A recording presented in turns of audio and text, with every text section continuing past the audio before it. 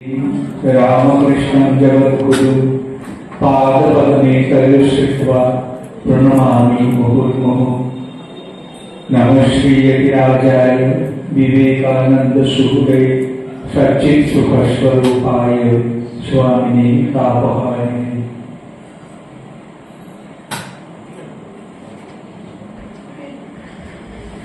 আজকে এই মায়েদের সংগঠনে আসতে পেরে আমি খুব আনন্দ পেয়েছি। এর আগে মনে হয় অনুষ্ঠানে এসেছি কিনা আমার মনে পড়ে না। এরা অনেকদিন থেকে বলে আসছিলেন একবার আসতে হবে। পুজোর আগে আসা হয়েছে, মায়ের কথা কিছু আলোচনা হবে, সেই মায়ের অনুধ্যান হবে, মাকে স্মরণ মরণ করা হবে। এটি আমাদের কাছে ভক্তদের কাছে খুব একটা আগ্রহের জিনিস। একটু আগে যে আমরা বলেছিলাম যে মা স্বয়ং দেবী বা দেবস্বরূপের কথা বলা হয়েছিল, শ্রী ঠাকুরও সেই দেবস্বরূপের কথা বারবার বলেছেন এবং মাকে যেন অনাদর না করি আমরা, সেজন্য হৃদয়কে যেমন তিনি শিক্ষা দিয়েছিলেন, সেভাবে সবার প্রতি সেই শিক্ষাই যেন কাজে লাগবে। হৃদয়কে তিনি সাবধান করে দিচ্ছেন যে মাকে যেন তুচ্ছ তাচ্ছিল্য না করা হয়। হৃদয় কতখানি সেটি গ্রহণ করেছিল জানি না, কারণ হৃদয়ের কথাবার্তা অন্যরকম ছিল। একবার যখন আমরা দেখি মা শ্যামাসুন্দরী মাকে তার মেয়েকে নিয়ে এসেছেন দক্ষিণেশ্বরে, আসতে কিছু রাত হয়েছে, হৃদয় নানা রকম বলতে শুরু করলে, এখানে কেন এসেছো, কার কাছে এসেছো, ইত্যাদি ইত্যাদি। এইসব যখন কথা শুনলেন শ্যামাসুন্দরী, ঠাকুর হয়তো সেসব কথা শুনেছেন, তার সামনেই হয়েছিল, কিন্তু তিনি চুপচাপ কিছু বলছেন না। শ্যামাসুন্দরী ভাবলেন, ঠিক আছে আমি বলে চলে যাবো, এখানে কার কাছে মেয়েকে রেখে যাবো, কারণ ঠাকুর তো কিছু বলছেন না। যখন হৃদয় এইসব কথা বলছে তখন ঠাকুর হয়তো তাকে কিছু বলতে পারতেন, সে কথা তো তিনি বলেননি। সুতরাং তারা ফিরে গেলেন পরের দিন। আর এখানে মায়ের মনের অবস্থা কি, এত যে কষ্ট করে হয়তো দুদিন আড়াই দিন ধরে আসতে হলো দক্ষিণেশ্বরে, ওই জায়গার কাছে থেকে বহু সময় লাগতো। সেখানে এসে এরকম একটা অবস্থার মধ্যে পড়বে, এটি তারা বুঝতে পারেনি, মা তো বুঝতে পারেনি। মা বলছে, মনে মনে বলছে যে মা খালি যদি আবার কোনোদিন দিন দেয় তখন আসো। তার কোনো অনুযোগ ছিল না। হৃদয়ের প্রতি তিনি যে কিছু কথা বললেন যে কেন বা তাকে এভাবে বলা হচ্ছে, তিনি তো তার স্বামীর কাছে এসেছেন, হৃদয় এখানে কেন বলবে, তাহলে এরকম তো মনে হয় আমাদের। কিন্তু মা সেখানে নীরবে সহ্য করেছেন সবকিছু। আর ঠাকুর কেন যে তিনি বলেননি, সে হৃদয়কে তিরস্কার করেননি বা তাকে বকাবকি করেননি, তা আমরা বুঝতে পারি না কেন তিনি করেননি। কেন এরকম একটা হয়েছিল, মায়ের যে ধৈর্য, মায়ের যে দীক্ষা, তার যে মনের ধৈর্য, এটি হয়তো পরীক্ষার দরকার ছিল। কারণ স্বামী সংবিধানে যখন এসেছে তখন এরকম কথা শুনতে তো কেউ রাজি হবে না, কেউ সহ্য করবে না। কিন্তু মা কিছু না বলে যেমন তারপরে দিন তিনি ফিরে গেলেন আবার নিজের সেই বিদ্যালয়ে। এই মাকে ঠাকুর তো ষোড়শী পুজো করেছেন এবং সেক্ষেত্রে ষোড়শী পূজাতে যে তিনি মন্ত্রগুলো বলেছিলেন, ভক্তেরা সব জানেন যারা করেছেন রাতুল, সেখানে তাকে সেই দেবী রূপে ষোড়শী ত্রিপুরা সুন্দরী রূপে তাকে পূজা করেছিলেন এবং সেই পূজার শেষে তাকে প্রার্থনা জানিয়েছিলেন সেই দেবী যেন তার শরীর অর্থাৎ মায়ের শরীর অবলম্বন করে লোককল্যাণে নিযুক্ত হন। অর্থাৎ মানুষ যে কষ্ট দুঃখ পাচ্ছে তার থেকে কি করে উদ্ধার পাবে সেটি যেন মা দেখিয়ে দিয়ে যান। এত কথা বলতে তো হবে না, ঘরের মধ্যে কি কথা বলুন, তাহলে ভালো হয়। কথা যদি কানে আসে তাহলে বলতে খুব অসুবিধা হয়। তো সেই যে মায়ের দেবের স্বরূপের কথা, এটি ঠাকুর তো বলেছেন, তিনি সেটি উন্মোচিত করেছেন। যদিও মা সবসময় জানতেন তার জীবনের উদ্দেশ্য কি, তার জীবনের ব্রত কি, এটি মা জানতেন। কারণ তিনি যখন দক্ষিণেশ্বর ঠাকুরের কাছে এলেন, এটি 1872 সালের এখন একটা সময়, হয়তো ফেব্রুয়ারি মার্চ মাসে হবে, কারণ মাস তিনেক পরেই ওই ষোড়শী পুজো হয়েছিল 1872 খ্রিস্টাব্দে। তো এখানে ষোড়শী পুজো হয়ে গেল, মা পুজো গ্রহণ করলেন, ঠাকুর তার সাধনার সমস্ত ফল মায়ের চরণে অর্পণ করলেন, এমনকি জপের মালাও পর্যন্ত মায়ের চরণে অর্পণ করলেন।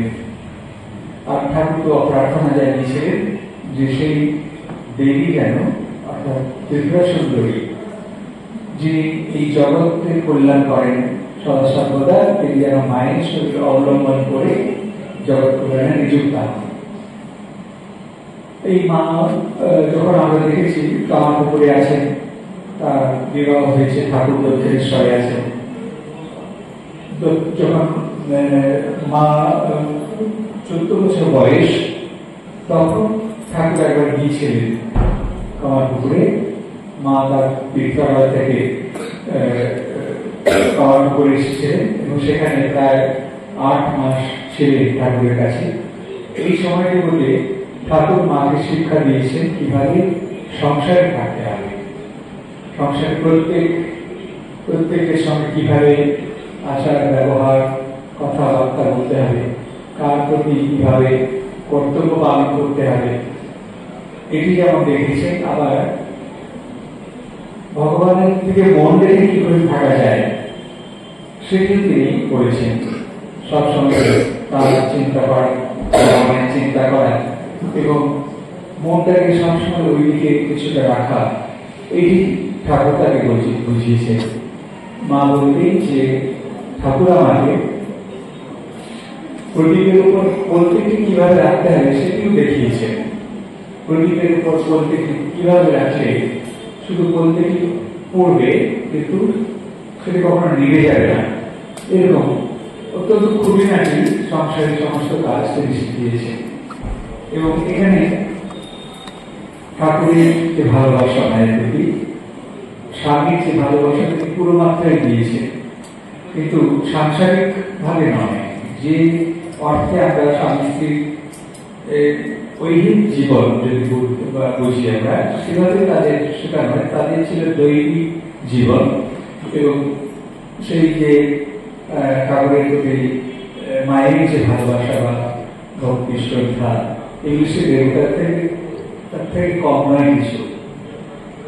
পরবর্তীকালে মা বলছেন না যে এমন স্বামীর হাতে করেছিলাম যিনি একটা ফুল দিয়েও যিনি আঘাত করেননি।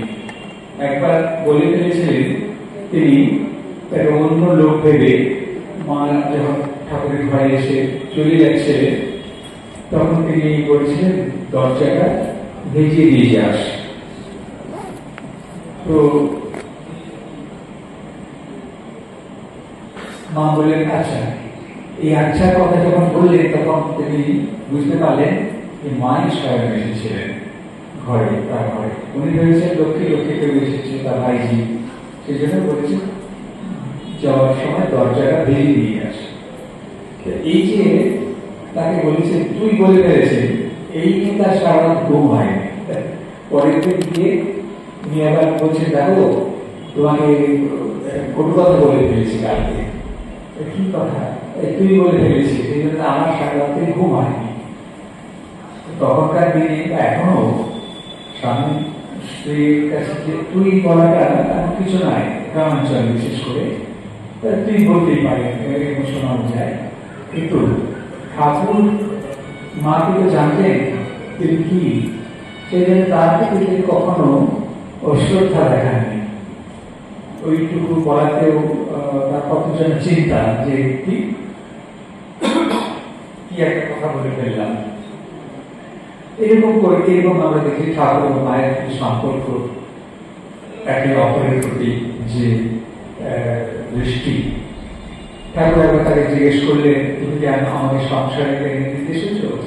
মা বললেন, না না, তোমাকে আমি সংসারে কেন টানবো, তোমার ইষ্ট পথে সাহায্য করতে এসেছি। কারণ অবতার হয়ে এসেছেন ভগবান শ্রীরামকৃষ্ণ রূপে। তার ইষ্টপথটি কি? তার ইষ্টপথ হচ্ছে লোক কল্যাণ সাধন।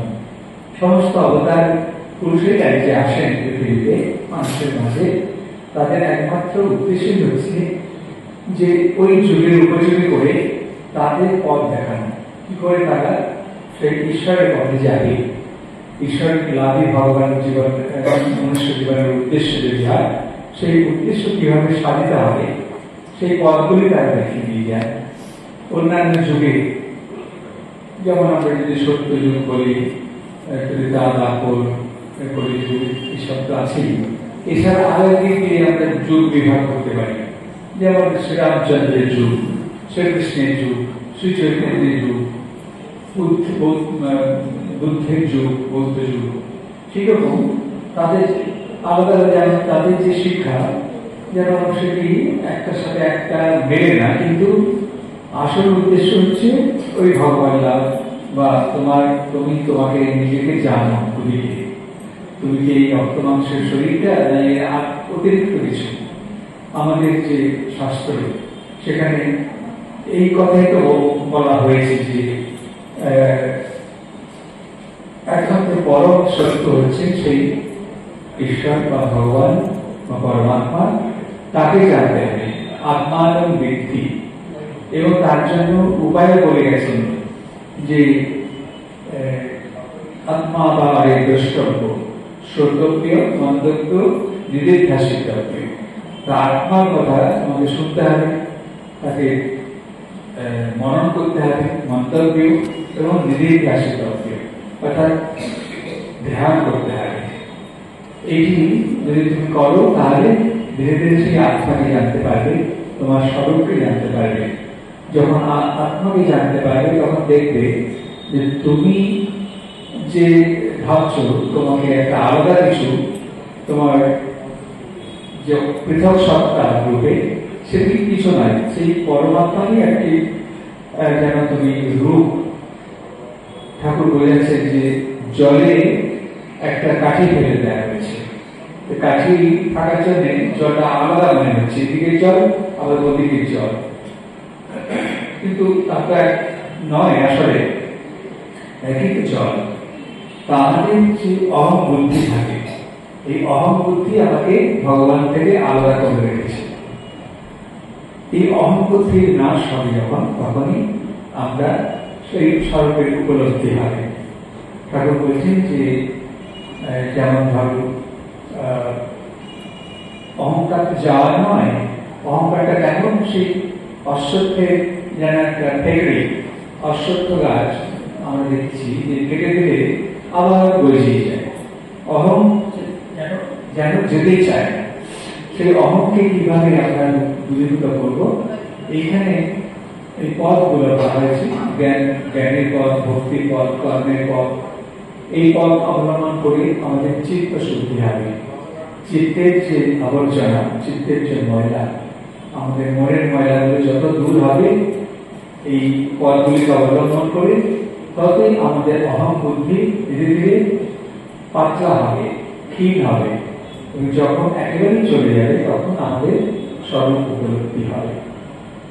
ভগবানের নাম করা এই যে জ্ঞান পথ, এটি সবচেয়ে সহজ পথ। ঠাকুর বলেছেন যে কলিযুগে ভক্তি চোখ, নারকীয় ভক্তি, নারকীয় ভক্তি, সেখানে ভগবানের নাম কীর্তন করা এবং তার প্রতি যে ভালোবাসা আনা, পরম অনুরক্তি আনা। 7 আশ্বিন এই নারকীয় ভক্তি সূত্রে যেসব শ্লোকগুলি আছে, যেসব সূত্রগুলি আছে, সেখানে বলা হয়েছে যে সেই পরমাত্মাতে বা সেই ভগবানে যখন ভীষণ ভয়ঙ্কর অত্যন্ত আমাদের ভালোবাসা সেদিকে আমরা ভর্তি করি। আমাদের ভালোবাসা সংসারের নানান বস্তুতে বা ব্যক্তিতে ছড়িয়ে আছে। সেই ভালোবাসাগুলিকে গুটিয়ে ভগবানের প্রতি দিতে হবে, তাহলে সেই ভগবানের প্রতি অনুরাগ আসবে। সেই অনুরাগের পরে সংসার তখন দূরে চলে যাবে। সংসারের প্রতি আমাদের একটা আসক্তি, যে সবসময় সংসারের চিন্তা, সেটি যত ক্ষীণ হবে, যত দুর্বল হবে, ততই ভগবান সেখানে প্রকাশিত হবে। ঠাকুর বলছে যত পূব দিকে যাবে পশ্চিম দিক তত পেছনে পড়ে থাকবে। যতই আমরা ভগবানের দিকে যাব সংসারটি তত পেছনে পড়ে থাকবে। যাই হোক, এই যে মাকে ঠাকুর বললেন মা জ্যান্ত দুর্গা, এবং বলছেন যে জ্যান্ত দুর্গা পূজা করে দেখাবো তবে আমার নাম। কোনো চিঠিতে কোনো একটি চিঠিতে লিখছে যে তোমরা সবাই চেষ্টা করে যখন এই মা দুর্গার পুজোটি করে দেবে তখন আমি আপ ছেড়ে বাঁচবো। অর্থাৎ এই মায়ের জন্য একটা জমি করে দেখা হবে, সেখানে একটি মায়ের থাকার জায়গা হবে, সেখানে ভক্তেরা আসবে, ভক্ত পরিবারের মেয়েরা সেখানে আসবে। তারপর যারা হয়তো ত্যাগের জীবন গ্রহণ করবে এই মাকে কেন্দ্র করে, তারা সেখানে ত্যাগের জীবন থাকবে বা পড়াশোনা করবে। নিবেদিত স্কুল যখন তৈরি হয়, একটা কথা স্বামী বলেছিলেন যে আমাদের স্বদেশীয় ভাবে, আমাদের দেশের ভাবে সেখানে মেয়েরা শিক্ষা পাবে। আমাদের যে এডুকেশন সিস্টেম, আমাদের যে শিক্ষা ব্যবস্থা, সেখানে একটা সময় ছিল প্রাচীনকালে গুরুকুল প্রথা। গুরুর আশ্রমে সেখানে শিক্ষার্থীরা থাকবে এবং গুরুর সংস্পর্শে থেকে গুরু তাদের শিক্ষা দেবে, তাদের সংযত করবে, তাদের একটা নিয়ম কানুনের মধ্যে থেকে তারা ধীরে ধীরে তাদের জীবনকে গড়ে তুলবে। এই স্বদেশীয় ভাবে যে শিক্ষা, সেটি খুব দরকার। স্বামীজির সঙ্গে যারা স্বামী বাংলা রচনাতে এই নিয়ে বহু আলোচনা করেছেন। আসলে কথা হচ্ছে যে পাশ্চাত্য শিক্ষা তখন আমাদের দেশে তো খুব চেপে ধরেছিল এবং সবাই সেই পাশ্চাত্য শিক্ষা পদ্ধতির দিকে সবাই দৌড়ছিল। তাতে হয়েছে কি যে পাশ্চাত্য শিক্ষা আমাদের হয়তো জীবনযাত্রাকে একটা স্বাচ্ছন্দ্য দিতে পারে, কিন্তু মনে শান্তি দিতে পারে। কারণ সেখানে তো দেখা যাচ্ছে পাশ্চাত্য শিক্ষায় আমরা বহির জগৎটাকে জানতে পারি, বহির জগতে যা কিছু তাকে কাজে লাগিয়ে আমরা জীবনটাকে আরো যেন সুন্দরভাবে জানতে পারি। সুন্দরভাবে মানে বাহ্যিক ভাবে বাইরে যা কিছু চাকচিক্য আনতে পারি। চলায় বলায় এগুলি হয়তো খুব একটা আধুনিকতার ছাপ দেখা যায়, কিন্তু তার ভেতরের জীবন, তার অন্তরের জীবন, সেটি কখনোই পাশ্চাত্য শিক্ষা আমাদের দিতে পারবে না। তার জন্য আমাদের ভারতীয় শিক্ষা বা আমাদের যে আর্য সভ্যতা, আমাদের প্রাচীন পদ্ধতি, সেগুলিকে গ্রহণ করতে হয়। স্বামীজির শিক্ষার মূল কথা তাই যে ওয়েস্টার্ন সায়েন্স কাপড় বেদান্ত।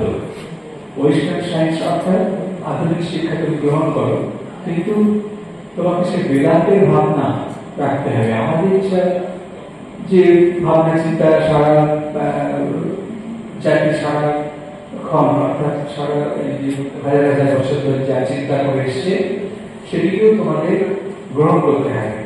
তাহলে তোমার জীবনটি একটা সর্বাঙ্গ সুন্দর হয়ে উঠবে। নাহলে তুমি হয়তো তোমার যে এই লৌকিক জীবন সেটি খুব উন্নত হবে, তুমি টাকা পয়সা, তোমার ভোগের সামগ্রী সবই পাবে, কিন্তু অন্তরে কোথাও তোমার অভাবও থেকে যাবে। সেই অভাব উচ্চকে দূর করার জন্য, এই অভাবকে দূর করার জন্য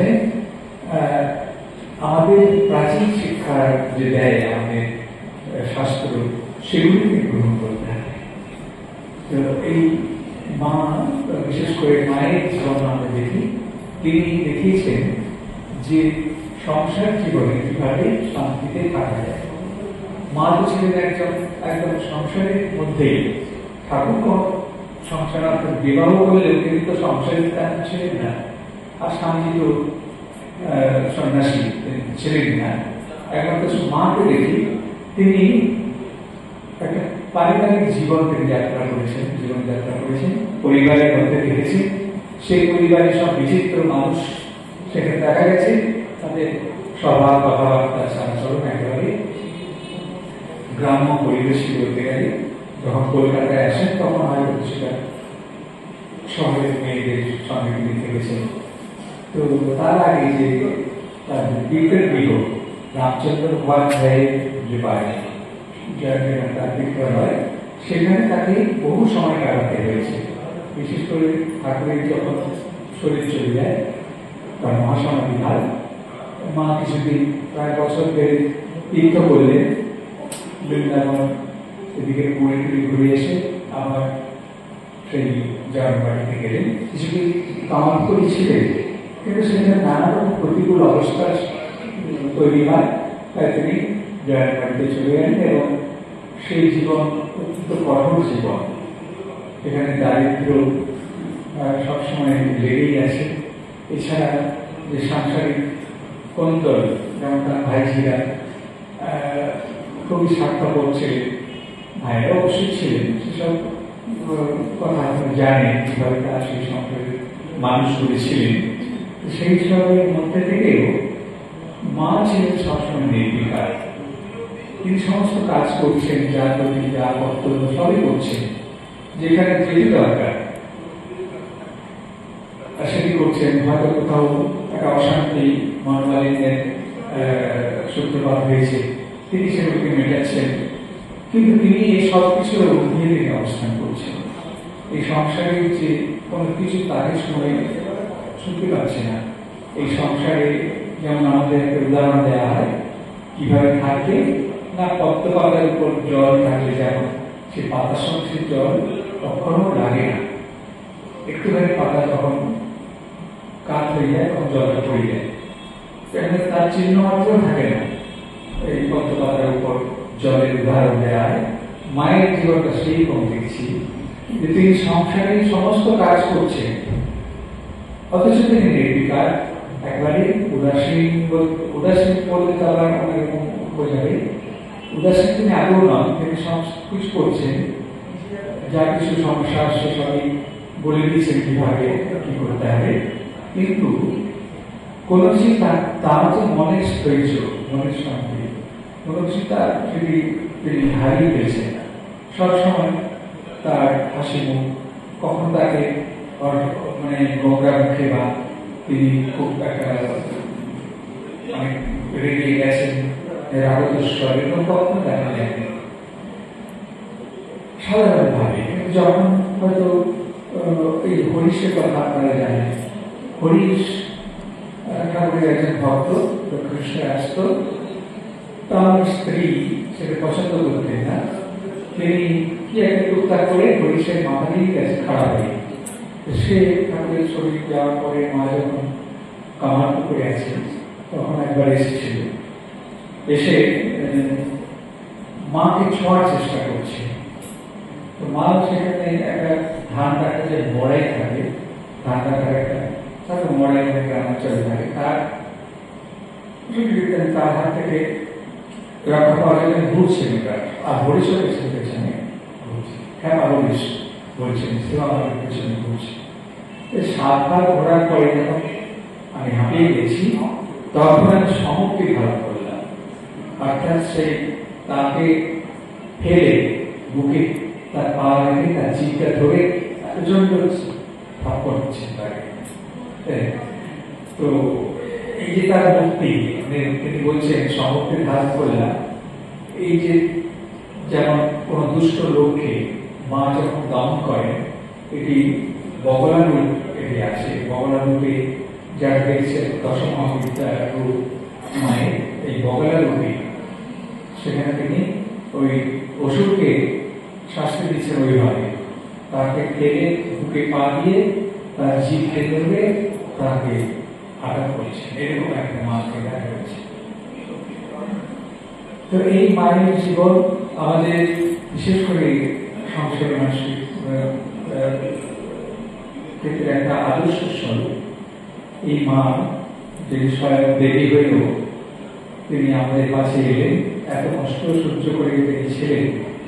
দীর্ঘ ৬৭ বছরের জীবন তার, ৩৩ বছর বয়সে তিনি স্বামী চলে গেলেন, আরো ৩৪টি বছর তিনি ছিলেন এবং শেষে ১৯০৯ থেকে ২০ এর বেশিরভাগ সময়টা তিনি কলকাতায় লালবাজারে উদ্বোধনে তিনি ছিলেন। কখনো কখনো আগে ভক্তগৃহে আসতেন, সেখানেও তার কাছে বহু মানুষ আসত। এই মায়ের কাছে যে আসতো যারা, তার কত দূর দূর থেকেই না আসতো।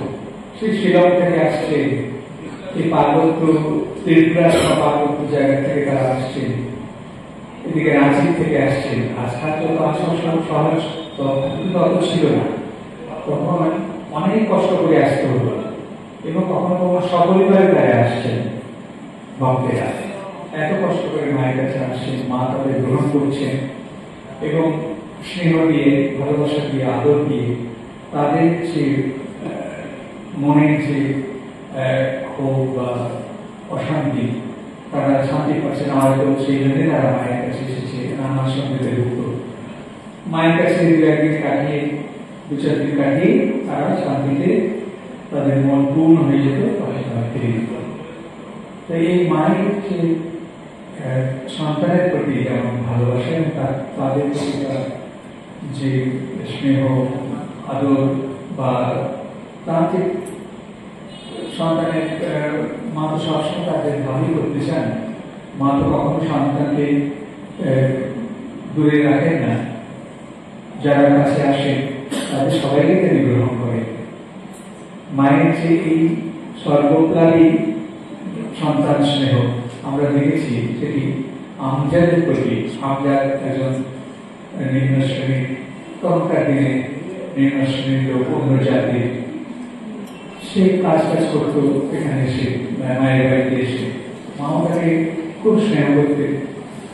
অনেকদিন পরে সে একবার এসেছে, তাকে মা খেতে দিলেন এবং তার যে পাতা, এটো পাতা পর্যন্ত তিনি পরিষ্কার করছে। এই নিয়ে বহু কথা তখন জয়রামবাড়ি অঞ্চলে সমাজের নেতা যারা, সমাজ নেতা, সমাজপতি যারা, তারা নানারকম ভাবে এই মায়ের প্রতি অসন্তুষ্ট হয়েছেন, কিন্তু মা সেসব পাত্তাই দিতেন না। তিনি বলতেন যে শরৎ যেমন আছে তেমনি আমজাদও আমারই ছেলে। কোথায় শরৎ মহারাজ স্বামী শারদানন্দ রামকৃষ্ণ মিশনের সেক্রেটারি, আর কোথায় আমজাদ? তিনি দুজনকে সমান করতে পেরেছেন। কাউকে তিনি দূরে সরিয়ে দিচ্ছেন না। যত সে অন্যায় করুক, যতই তার স্খলিত জীবন হোক না কেন, মায়ের জীবন থেকে আমরা পাই, যারা তার কাছে এসেছে তিনি সবাইকে কাছে আসতে দিচ্ছেন এবং সেইভাবে ভালো হয়ে উঠতে তার চেষ্টা করছেন। হয়তো কেউ নানা অন্যায় করে তার নিজে অনুশোচনা হয়েছে, মায়ের কাছে গেছেন, মা বলছেন দেখো তুমি দোষ করেছো, সেটা তুমি বুঝতে পেরেছো এবং তার জন্য বড় অনুশোচনা হচ্ছে। এবার তুমি প্রতিজ্ঞা করো আর ওরকম করবে না, তাহলেই হবে। এইভাবে এক সন্তানা দিচ্ছেন, কিভাবে সে শান্তি পায় মনে।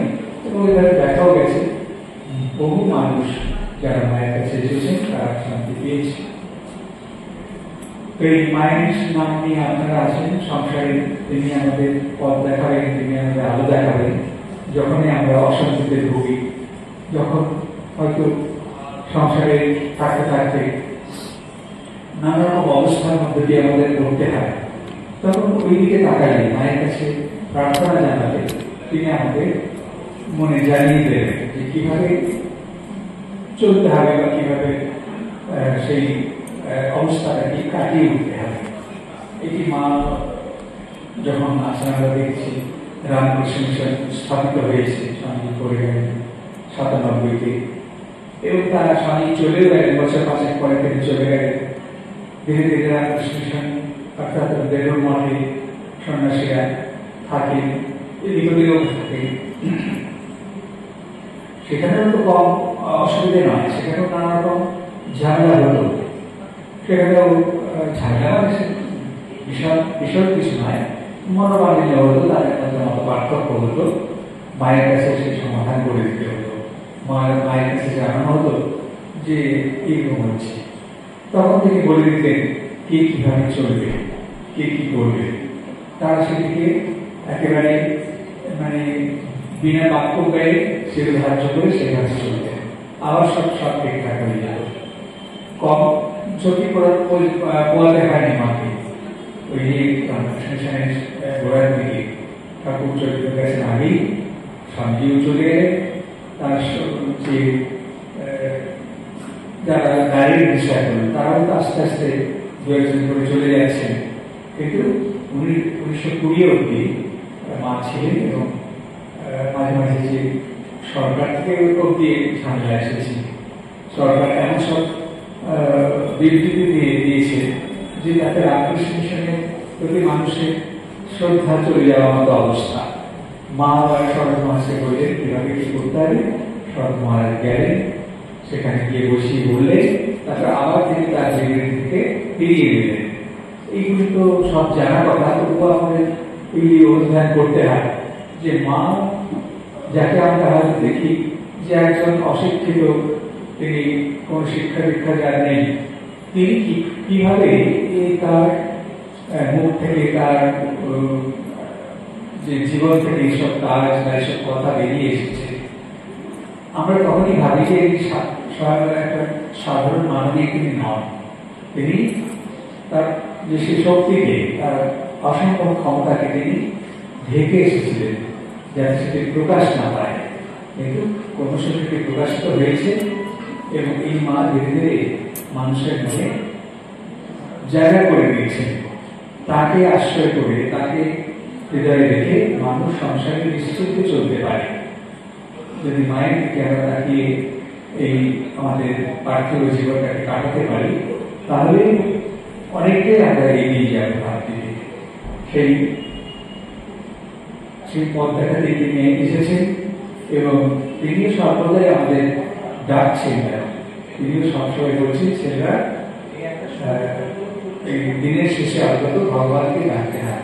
তিনি এখন আছেন বাগবাজারের উদ্বোধনে, মেয়েরা হচ্ছে করছে, ভাইজিরা আছে, উনি বলছেন যে দেখ এখন সন্ধ্যে হয়েছে, এখন সব কাজ ছেড়ে দিয়ে একটু জব কর। নিজে জবে বসে যেতেন এবং তাদেরকে বলতেন।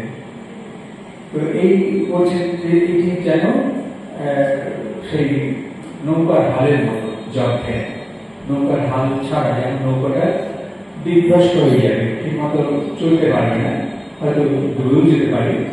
এই জব ফ্যান যাদের দীক্ষা হয়েছে বিশেষ করে তাদের তো বলে দিয়েছেন গুরু কিভাবে কি করতে হবে, সেগুলি করতে হবে।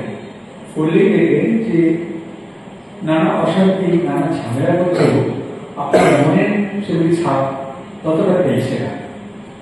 আপনার ওই মায়ের মধ্যে যেন একটা মানে একটা যেন নির্বিকল্প, একটা নির্বিকল্প ঠিক নয়, একটা যেন কোনো ছাপ সেখানে পড়ছে না, অশান্তি সেখানে পড়ছে না, আপনার বেশ আনন্দেই আছে। তো সেই মায়ের কাছে যে মা আবার দুর্গা রূপে আসছেন, দুর্গা রূপে তিনি আমাদের দালানে পূজা গ্রহণ করবে, মানুষের কাছে তিনি প্রতি বছরই আসছেন। এবারে তার আসার সময় হয়ে গেছে, তিনি এলেন বলে সেই মাকে দুর্গা রূপে আমরা যেমন পুজো করবো, আবার তেমনি অন্তরে তিনি মা সারদা রূপে, আমাদের মা রূপে তিনি আমাদের অন্তরে থাকবেন এবং তার নির্দিষ্ট পথে তিনি আমাদের চালনা করবেন, সেই শক্তি আমাদের দেবেন। এটি আমরা সবসময় তার কাছে প্রার্থনা করবো। সবাই ভালো থাকুক, পুজো ভালো কাটুক। মায়ের কথা সামান্য আলোচিত হলো, কিন্তু সবচেয়ে ভালো হয় নিজেরা পড়াশোনা করবেন এবং সেগুলি ধ্যান করবেন, অন্য ধ্যান করবেন। শোনাও ভালো, ঠাকুর বলছেন যে শোনাচ্ছে, পড়াচ্ছে শোনা ভালো, শোনাচ্ছে দেখা ভালো। তো এই পড়তে, শুনতে, দেখতে, তারপর দেখা হলে দেখা পাবেন, দেখা দেবেন মা। তিনি তো আমাদের কাছেই আছেন, কেবল আমাদের ওই অহংকারটুকু যদি ছাড়তে পারি তবে তিনি নিজেকে প্রকাশ করবেন। ওম জয়নে সারদান্তে রামকৃষ্ণ জগদ্গুরু পাদপদ্মে তয়োশ্রীত্বা প্রণমামি মুহুর্মুহুঃ।